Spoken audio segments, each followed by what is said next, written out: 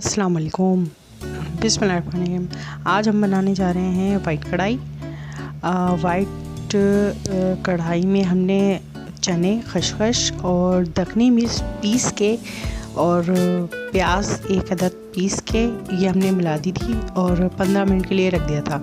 और ये जो घर का मसाला बना हुआ है वो हमने पीस लिया, डाल दिया था इसमें। टमाटर, हरी मिर्चें, धनिया, पुदीना और प्याज।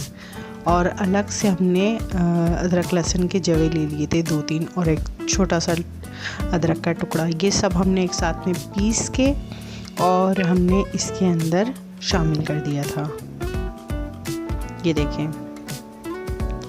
और इसको भी अच्छी तरह से इसके अंदर मिक्स करके और इसमें हमने डाला था 1 प्याली डाली थी दही, 1 प्याली डाल दी थी हमने दही इसमें, आधा बाउल समझो वो हमने डाल दिया था। और चिकन हमने आधा किलो लिया था।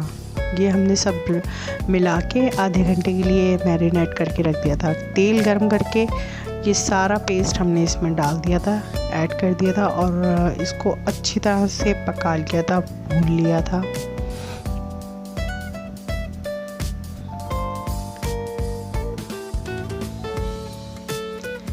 इसके अंदर सारे मसाले मिले हुए होते हैं और अगर चाहें तो आप शान का कोरमा या वाइट कढ़ाई जो भी है वो नॉर्मली लेके भी आप बना सकती हैं, लेकिन ये हमने घर के मसालों से बनाया है और बहुत टेस्टी और बहुत मज़े का बना था। जब ये भुन जाए अच्छी तरह से और चिकन गल जाए तो उसमें हरी मिर्चें डाल दीजिए, उसको भी थोड़ा सा पका लीजिए, अच्छी तरह से भून लीजिए इसको और आपका बहुत अच्छा सा सालन तैयार हो जाएगा। इसको ढक के रख दीजिए थोड़ी सी देर के लिए ताकि मिर्चें गल जाएं अच्छी तरह से और बोटी भी गल जाए अच्छी तरह से, गोश्त गल जाए चिकन का। वैसे तो एक भाप में ही वो गल जाता है, लेकिन कभी कभार ढक के रखना ही पड़ता है। और ये देखें, अगर आपको इसमें पानी थोड़ा सा रखना है, शोरबा टाइप का तो रखें, वरना तो कोई ज़रूरत नहीं है। और लीजिए जनाब, हमारी